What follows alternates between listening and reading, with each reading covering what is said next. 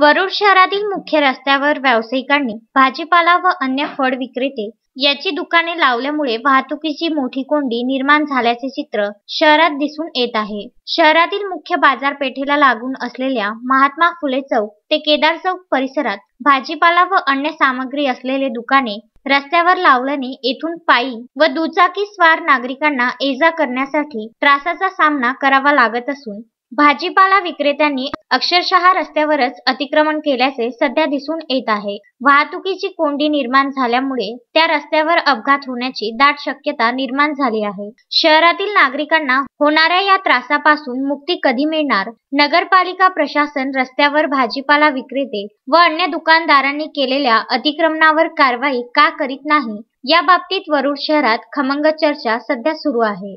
Rupesh Pande, Vidarbha news, Warud.